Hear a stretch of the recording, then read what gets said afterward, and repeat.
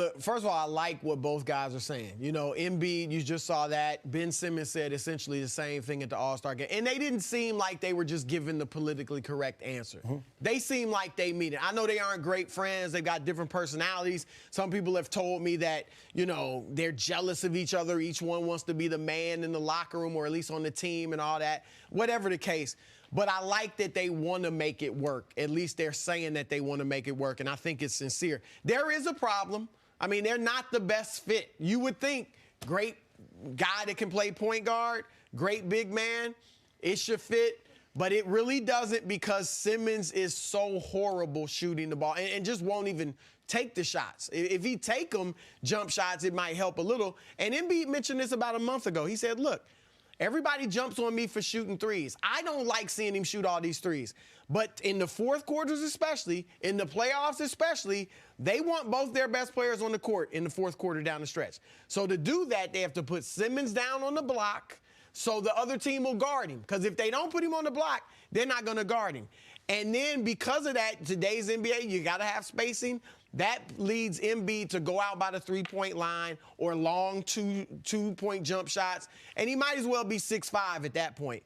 And so that is a huge problem because you're sitting there, why don't they go inside the Embiid? Why don't they put him inside? Well, Ben Simmons is there. And then also Simmons likes to run. He's best in transition, driving the basketball. Embiid clogs up the lane a little bit, so that's a problem for him. But I'm with Philly. Give it the rest of this season. If you go out early in the playoffs, first or second round, or even if you get blown away in the conference finals, then I'm doing one of two things. Bringing in another coach that I believe or know can maximize these two guys together and their personalities, or I'm looking to trade Embiid and seeing what I can get for him on the open market. I think the coaching part is the big thing. And remember, as much as Brett Brown has a relationship with Ben Simmons that goes back to coaching his dad in Australia, the fact is this is not the job that Brett Brown was brought in for, right? He was brought in to stabilize things. You know, he did a great job at that. He did. Right. But now we need a big boy coach, right? Now we need a playoff coach. Now we need a coach. I mean, there's a lot of Shaq and Kobe here, right? They had two different personalities, two different egos, obviously a bigger market, but they were young, and Del Harris was a good coach, but Del Harris wasn't a championship coach for those two guys. The question would be, is there the guy out there? And two, can you make it work? It's not just the post where you want to play Ben Simmons. There's an area called, some people call it the dunk, some people call it the porch. It's actually kind of below the level of the backcourt. It's not right. That's where you play Rondo, really. By the basket, right. So but that really works if your other great player is at least a driver or a shooter, because nowadays the NBA's game has changed. You can't have cloggers, guys that clog up the lane. You can't have more than one. The Bucks don't, right? The Bucks, the only guy that's not a shooter is Giannis, and then they put shooters all around him. Same thing with the Rockets, right? They don't want they have all shooters around Russell Westbrook. Right.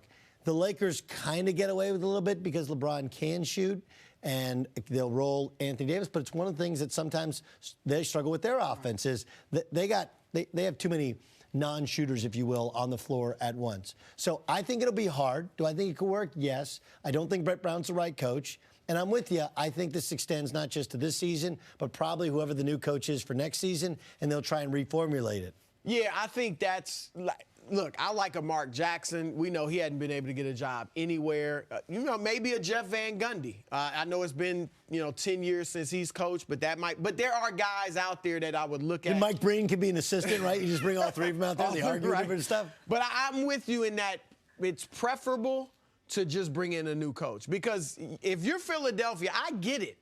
You hate to break these two up because of the potential.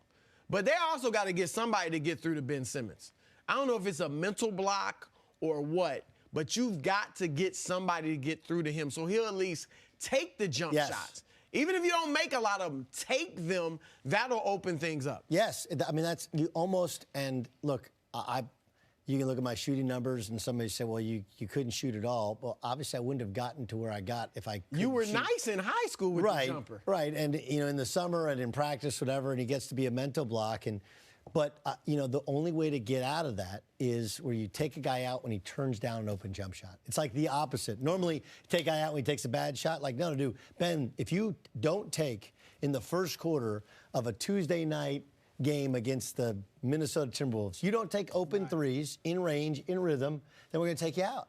Okay? Yeah. Until you get to the mental thing, like I have my Avery Johnson. Remember, he got cut 3 times by the Spurs. Now he's never a 3-point shooter, but he got his spots where he could make it. And that's all Ben Simmons. Just get a spot. Just get 2 spots where you get to your spot. Now all of a sudden we have to, if you do that, he has limitless potential. My problem is you're talking about moving on from Embiid.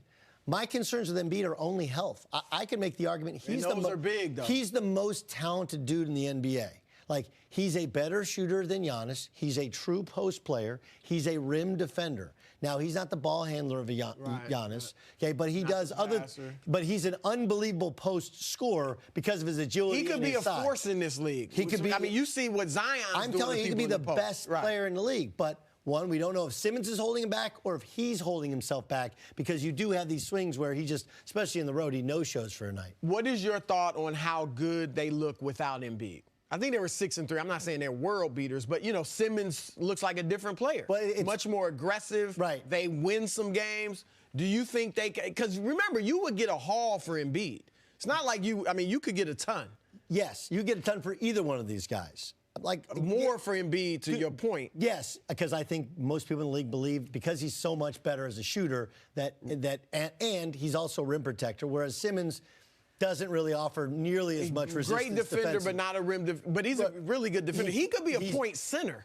Look, if you put him on the Bucks, he would be better because you have so much more space. He'd be like Giannis. Or if you, that's the whole idea. He's a better passer than Giannis, but he hasn't been willing to shoot the basketball like Giannis is, even if Giannis is not a great shooter. So you're really stuck there. Whoever you trade, you got to be very cautious and make sure you're getting a bunch back in return.